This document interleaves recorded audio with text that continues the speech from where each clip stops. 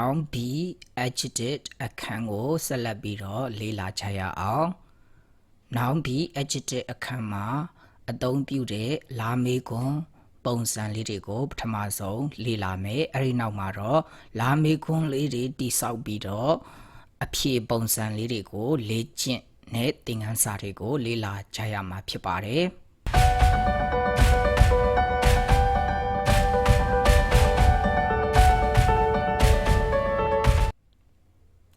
ပထမဆုံး noun be adjective မှာအသုံးပြုတဲ့လာမေးခွန်းပုံစံလေးတွေကိုလေ့လာကြရအောင်လာမေးခွန်းဆိုတာအခြေခံဝါကျ၄မျိုးမှာ number 3နဲ့ number 4ကိုဆိုလိုတာပါ number 3နဲ့ number 4တို့သည်လာမေးခွန်းတွေဖြစ်ကြပါတယ်ပထမဆုံးလေ့ကျင့်ရမှာက you နဲ့လေ့ကျင့်မှာဖြစ်ပါတယ်အဲ့တော့ you နဲ့ number 3 number 4က are you and you ဒါကတော့ပစ္စုပန်မှာအတိတ်ဆိုရင်တော့ were you want you အနာဂတ်ဆိုရင်တော့ will you be won't you be ဖြစ်ပါတယ်ဒီမှာတော့ပစ္စုပန်နဲ့ပဲဆရာတို့လေ့ကျင့်သွားမှာဖြစ်ပါတယ် number 3က are you number 4က and you နောက်ကအဖြေပုတ်ထည့်ရမယ်ကွက်လက်လေးမှာတော့ noun be adjective ခံဖြစ်လို့မို့ adjective ကလေးတွေကိုသင်လျော်သလိုအစားထိုးပြီးတော့လေ့ကျင့်သွားမှာဖြစ်ပါတယ်ဒါကလာမေးခွန်းပုံစံဖြစ်ပါတယ် Are you happy မင်းပျော်လား Aren't you happy မင်းမပျော်ဘူးလား Are you healthy မင်းကျန်းမာရေးကောင်းလား Aren't you healthy မင်းကျန်းမာရေးမကောင်းဘူးလား Are you angry မင်းစိတ်ဆိုးလား Aren't you angry မင်းစိတ်မဆိုးဘူးလား Are you petulant မင်းစိတ်ကောက်တက်လား Aren't you petulant မင်းစိတ်မကောက်တက်ဘူးလား petulant ဆိုတဲ့ဒီ adjective စကားလုံးရဲ့အဓိပ္ပာယ်ကတော့စိတ်ကောက်တက်တော်လို့အဓိပ္ပာယ်ရပါတယ် Are you poor မင်းဆင်းရဲလား Aren't you poor မင်းမဆင်းရဲဘူးလား Are you rich မင်းချမ်းသာလား Aren't you rich မင်းမချမ်းသာဘူးလား Are you stingy မင်းကနှမျောလား Aren't you stingy မင်းကမနှမျောဘူးလား Are you generous မင်းကစေတနာကောင်းလား Aren't you generous မင်းကစေတနာမကောင်းဘူးလားဒါကတော့လာမေးခွန်းပုံစံလေးတွေဖြစ်ပါတယ်အဖြေပုတ်နေရာမှာသင်လျော်တဲ့ adjective ကလေးတွေကိုအစားထိုးပြီးတော့လေ့ကျင့်သွားရုံပဲဖြစ်ပါတယ် Are you good at English မင်းအင်္ဂလိပ်စာတော်လား Aren't you good at English မင်းအင်္ဂလိပ်စာမတော်ဘူးလား good at ဆိုတဲ့ဒီ adjective အသုံးကတော်တော်လို့အဓိပ္ပာယ်ရပါတယ်ဒီမှာတော့ Are you poor in English မင်းအင်္ဂလိပ်စာညံ့လား Aren't you poor in English မင်းအင်္ဂလိပ်စာမညံ့ဘူးလားဒီမှာတော့ poor ကိုညံ့တော့လို့အဓိပ္ပာယ်ယူတဲ့အသုံးဖြစ်ပါတယ်နောက်ထပ် she နဲ့လေ့ကျင့်ရအောင် she နဲ့ number 3က is she မေခွန်း number 4က isn't she ဆိုတဲ့မေခွန်းဖြစ်ပါတယ်သူကတော့လာမေခွန်းဖြစ်ပါတယ်နောက်ကအဖြေပုတ်နေရာမှာသင်လျော်တဲ့ adjective ကလေးတွေကိုအစားထိုးပြီးတော့လေ့ကျင့်သွားမှာဖြစ်ပါတယ် Is she rich သူမကချမ်းသာလား Isn't she rich သူမကမချမ်းသာဘူးလား Is she poor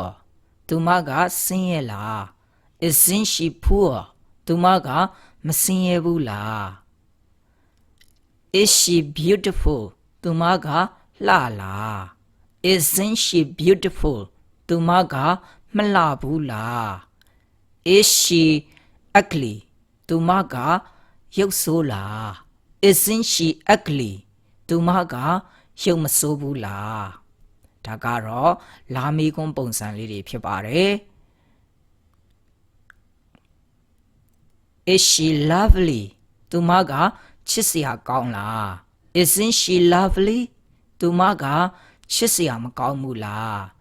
Is she gorgeous သူမကအယမ်းလှလား Isn't she gorgeous သူမကအယမ်းမလှဘူးလား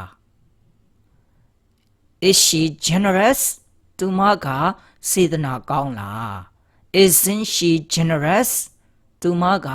စေတနာမကောင်းဘူးလား Is she good nature သူကသဘောကောင်းလား Isn't she good nature သူမကသဘောမကောင်းဘူးလား နောက်ထပ်ဒီ Is she isn't she လာမေးခွန်းလေးတွေနဲ့နောက်မှာသင်လျော်တဲ့ adjective ကလေးတွေအစထိုးပြီးတော့ဆက်လက်လေ့ကျင့်ရအောင်ဆရာနဲ့အတူကြိုးစားပြီးတော့အတူလေ့ကျင့်ကြည့်ပါ Happy Is she happy Isn't she happy Sad Is she sad Isn't she sad Angry Is she angry Isn't she angry Petulant Is she petulant Isn't she petulant Polite Is she polite Isn't she polite Graceful Is she graceful Isn't she graceful Gorgeous Is she gorgeous Isn't she gorgeous Kind-hearted Is she kind-hearted Isn't she kind-hearted ဒါကတော့ဒီမှာပေးထားတဲ့ adjective ကလေးတွေကိုသင်လျော်သလိုအစားထိုးပြီးတော့လာမေးခွန်းကို is she isn't she နဲ့မေးတဲ့မေးပုံကိုလေ့ကျင့်လိုက်တာဖြစ်ပါတယ်ကိုသိတဲ့ adjective ကလေးတွေနဲ့အစားထိုးပြီးတော့လေ့ကျင့်ကြည့်ပါမေးကြည့်ပါတယောက်တည်းလည်းလေ့ကျင့်လို့ရပါတယ်ဒီသင်ခန်းစာကိုသိတဲ့ adjective လေးတွေနဲ့အစားထိုးပြီးတော့လေ့ကျင့်သွားရုံပဲဖြစ်ပါတယ်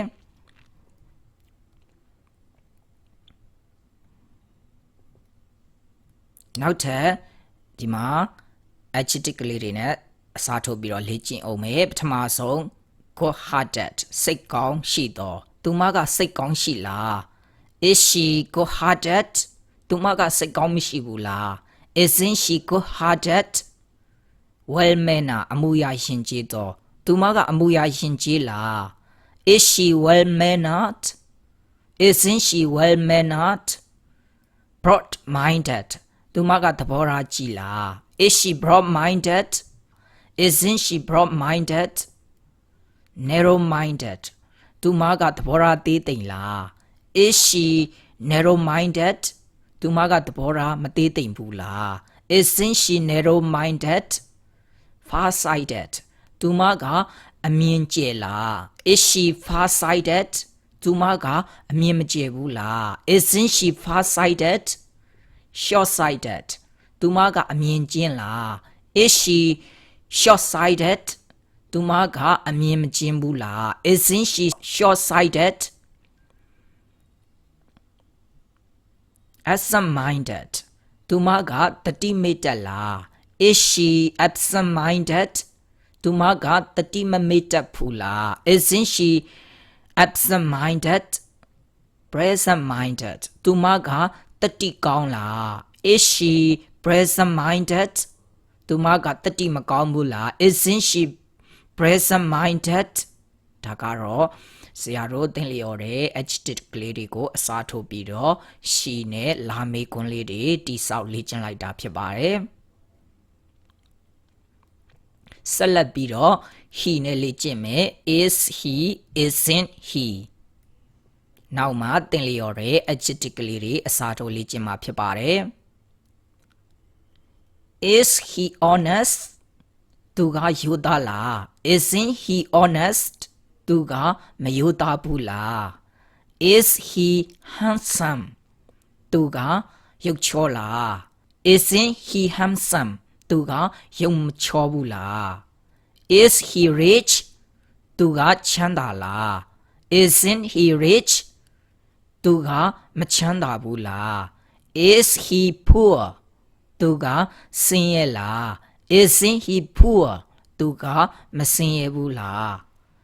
Is he courageous သူကတတိရှိလား Isn't he courageous သူကတတိမရှိဘူးလား Is he far-sighted သူကအမြင်ကျယ်လား Isn't he far-sighted သူကအမြင်မကျယ်ဘူးလား Is he broad-minded သူကသဘောထားကြီးလား Isn't he broad-minded သူကသဘောထားမကြီးဘူးလား Is he narrow-minded သူကသဘောထားသေးသိမ်လား Isn't he narrow-minded သူကသဘောထားမသေးသိမ်ဘူးလားဆက်လက်ပြီးတော့ဒီ is he isn't he နဲ့နောက်မှာသင်လျော်တဲ့ adjective ကလေးတွေအစားထိုးပြီးတော့လေ့ကျင့်သွားပါအောင်မယ် lucky ပထမဆုံး lucky is he lucky isn't he lucky happy is he happy isn't he happy healthy is he healthy isn't he healthy patient is he patient isn't he patient polite is he polite isn't he polite cruel is he cruel isn't he cruel kind-hearted is he kind-hearted isn't he kind-hearted good-hearted is he good-hearted isn't he good-hearted ဒါကတော့သင်လျော်တဲ့ adjective ကလေးတွေကိုအစားထိုးပြီးတော့လေ့ကျင့်လိုက်တဲ့သင်ခန်းစာဖြစ်ပါတယ်ကိုသိထားတဲ့ adjective ကလေးတွေကိုအစားထိုးပြီးတော့လေ့ကျင့်ကြည့်ပါနောက်ထပ် they နဲ့ဆရာတို့လေ့ကျင့်မယ် they ကတော့ number 3ဆိုရင် are they number 4ဆိုရင် and they နောက်မှာသင်လျော်တဲ့ adjective ကလေးတွေကိုအစားထိုးပြီးတော့လေ့ကျင့်သွားကြရအောင် Are they rich သူတို့ကချမ်းသာကြလား And they rich သူတို့ကမချမ်းသာကြဘူးလား Are they poor သူတို့ကဆင်းရဲကြလား And they poor သူတို့ကမဆင်းရဲကြဘူးလား Are they honest သူတို့ကရိုးသားကြလား And they honest သူတို့ကမရိုးသားကြဘူးလား Are they successful သူတို့ကအောင်မြင်ကြလား And they successful သူတို့ကမအောင်မြင်ကြဘူးလား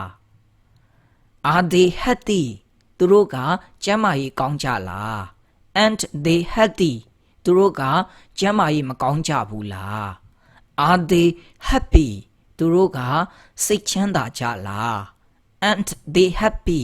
သူတို့စိတ်မချမ်းသာကြဘူးလား Are they courageous သူတို့ကတတိရှိကြလား And they courageous သူတို့ကတတိမရှိကြဘူးလား Are they perseverant သူတို့ကဇွဲလုံးလာရှိလား And they perseverant သူတို့ကဇွဲလုံးလာမရှိကြဘူးလားနောက်ထပ်ဆရာတို့ဒီ noun ပြီး adjective မှာလာမေးခွန်းလေးတွေဆရာတို့လေ့ကျင့်သွားပြီဆိုတော့အဲ့ဒီလာမေးခွန်းလေးတွေနဲ့မေးပြီးတော့ဖြေတဲ့အဖြေပုံစံလေးတွေနဲ့တွဲပြီးတော့ဆက်လက်လေ့ကျင့်ကြမှာဖြစ်ပါတယ်ဒီ3နဲ့4တို့ကလာမေးခွန်းတွေဖြစ်ပါတယ်အဲ့ဒီလာမေးခွန်းနဲ့မေးတဲ့အခါမှာ yes no နဲ့ဖြေလို့ရပါတယ်ဒါကြောင့်မို့လို့3နဲ့4ဆိုတဲ့လာမေးခွန်းနဲ့မေးပြီးတော့ yes no နဲ့ဖြေကြည့်ရအောင် yes no နဲ့ဖြေတဲ့အခါမှာမေးပုံမေးနည်းဖြေပုံဖြေနည်းကတော့ I နဲ့မေးရင် you အနေနဲ့ဖြေရပါတယ် you အနေနဲ့မေးရင် I နဲ့ဖြေရပါတယ် we နဲ့မေးရင်တော့ you အများနဲ့ဖြေရပြီးတော့ you အများနဲ့မေးရင်တော့ we နဲ့ဖြေရပါတယ် he နဲ့မေးရင်တော့ he နဲ့ပဲဖြေရတယ် she နဲ့မေးရင်လည်း she နဲ့ပဲဖြေရတယ် it နဲ့မေးရင် it နဲ့ပဲပြန်ဖြေရတယ် they နဲ့မေးရင်လည်း they နဲ့ပဲပြန်ဖြေရပါတယ်ဒါကတော့မေးပုံမေးနည်းဖြေပုံဖြေနည်းဖြစ်ပါတယ်ဒါဆိုရင်မေးကြည့်ဖြေကြည့်ကြရအောင်ပထမဆုံးမေးမှာက are you ဆိုတဲ့အနည်း you နဲ့မေးမှာဖြစ်ပါတယ်ဒါကြောင့်မို့လို့ဖြေတဲ့အခါမှာ I နဲ့ ဖြေတာဖြစ်ပါတယ် you အနေနဲ့မေးလို့မို့ I နဲ့ဖြေတာပါဟုတ်ရင်တော့ yes I am မဟုတ်ဘူးဆိုရင်တော့ no I am not နောက်မှာတော့ကွက်လက်ထဲမှာသူမေးတဲ့မေးခွန်းတွေကအမေးကိုကြည့်ပြီးတော့ဖြေရမှာဖြစ်ပါတယ်မေးခွန်းထဲမှာအဖြေပါပြီးသားပါအဲ့တော့မေးခွန်းလေးကိုကြည့်ရအောင် Are you happy မင်းပြောလားတဲ့အဲ့တော့ပြောရဲဆိုရင် yes I am happy ငါပြောတယ်မပြောဘူးဆိုရင်တော့ no I am not happy ငါမပြောဘူးဒါကတော့အရှေ့ဖြေနည်းဖြစ်ပါတယ်အတိုးဆိုရင်တော့ yes I am ငါပြောတယ် no I am not ငါမပြောဘူးဒီမှာလေ့ကျင့်ခန်းသင်ခန်းစာဖြစ်တဲ့အတွက်ကြောင့်မို့လို့ဟုတ်တာရောမဟုတ်တာရောအရှေ့ရောအတိုရောဖြေတဲ့ပုံစံလေးတွေကိုဆရာတို့လေ့ကျင့်သွားမှာဖြစ်ပါတယ်ဆရာနဲ့အတူနောက်ကနေပြီးတော့ live လေ့ကျင့်ကြည့်ပါ Are you rich မင်းချမ်းသာလား Yes I am rich ငါချမ်းသာတယ် No I am not rich ငါမချမ်းသာဘူး Yes I am No I am not Are you angry Yes I am angry No I am not angry Yes I am No I am not Are you cruel Yes I am cruel No I am not cruel Yes I am No I am not Are you generous Yes I am generous No I am not generous Yes I am No I am not ဒီတော့ဒီ are you နဲ့မေးပြီးတော့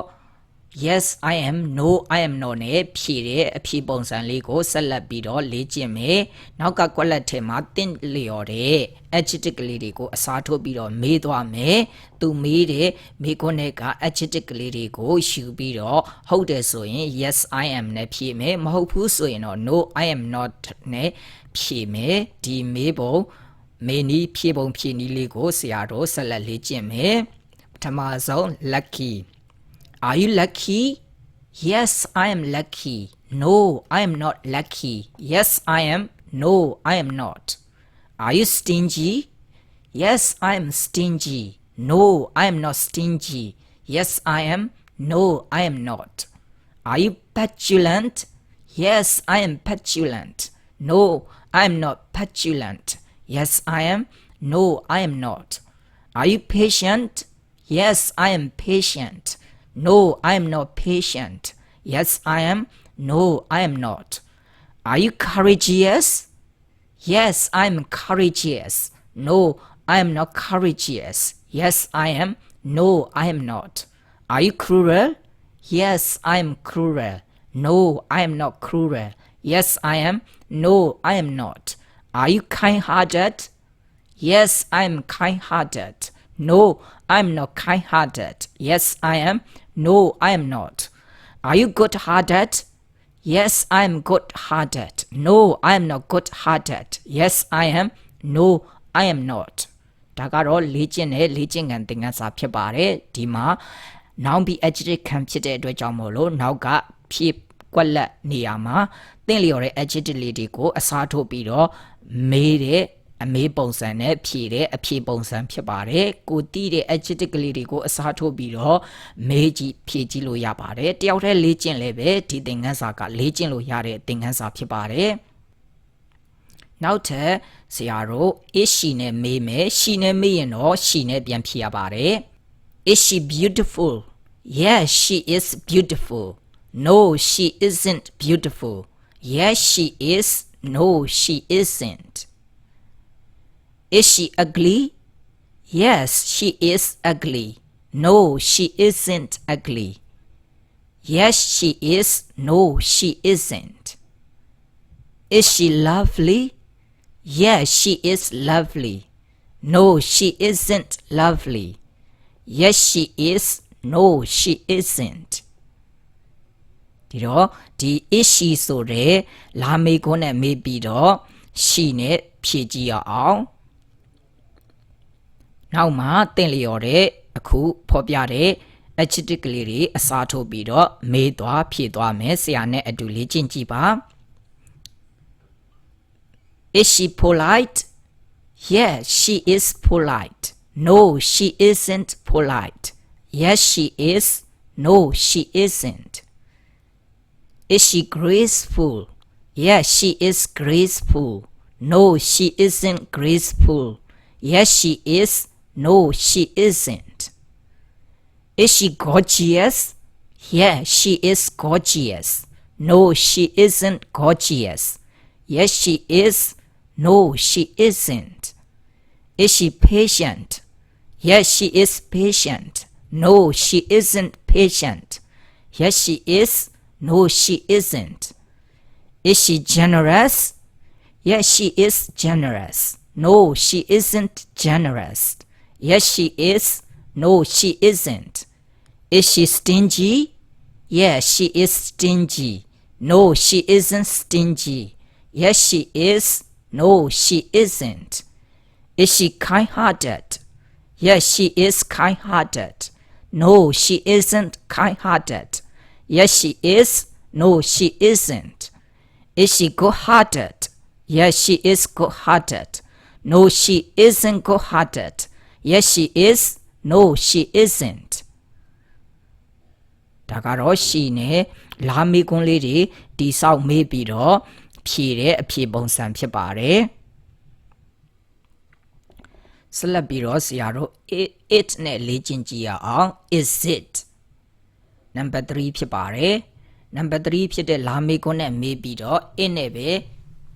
ပြန်ဖြေတဲ့အဖြေပုံစံလေးကိုဆရာတို့ဆက်လက်ပြီးတော့လေ့ကျင့်ကြရအောင် is it good အဲ့ဒါကကောင်းလား yes it is good အဲ့ဒါကကောင်းပါတယ် no it isn't good အဲ့ဒါကမကောင်းဘူး yes it is no it isn't is it important အဲ့ဒါကအရေးကြီးလား yes it is important အရေးကြီးတယ် no it isn't important အရေးမကြီးဘူး yes it is အရေးကြီးတယ် no it isn't အရေးမကြီးဘူး is it necessary အဲ့ဒါကလိုအပ်လား yes it is necessary အဲ့ဒါကလိုအပ်တယ် no it isn't necessary အဲ့ဒါကမလိုအပ်ဘူး yes it is no it isn't is it possible အဲ့ဒါကဖြစ်နိုင်လား yes it is possible အဲ့ဒါကဖြစ်နိုင်ပါတယ် no it isn't possible အဲ့ဒါကမဖြစ်နိုင်ဘူး yes it is no it isn't is it realistic အဲ့ဒါကလက်တွေ့ကြလား yes it is realistic အဲ့ဒါကလက်တွေ့ကြပါတယ် no it isn't realistic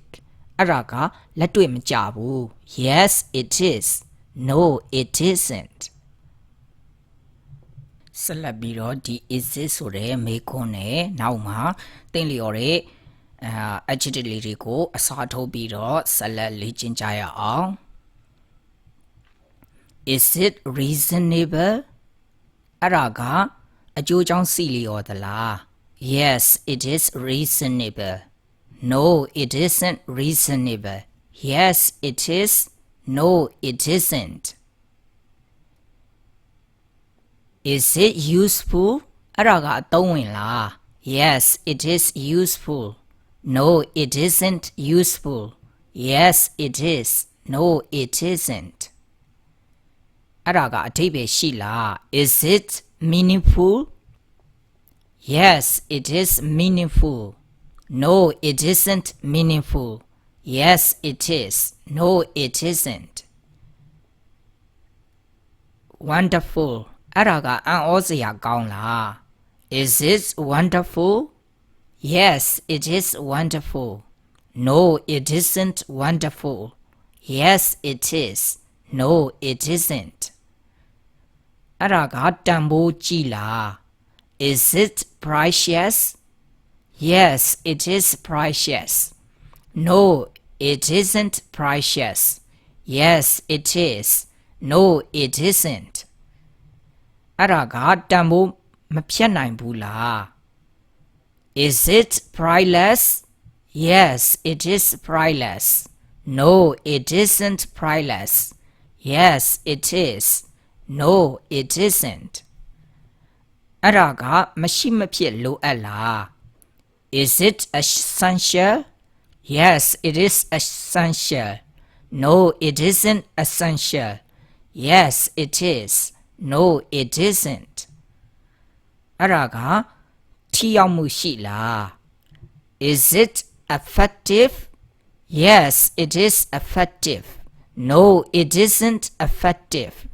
Yes, it is. No, it isn't. အခုဆရာမျှဝေနေတဲ့ ABC အခြေခံအင်္ဂလိပ်စာပညာဒါနသင်ခန်းစာလေးတွေဟာအင်္ဂလိပ်စာကိုအခြေခံကနေစတင်လေ့လာနေသူတွေအတွက်တစ်ထောင်တစ်နေရာကနေပြီးတော့အထောက်အကူပြုလိမ့်မယ်လို့မျှော်လင့်မိပါတယ်။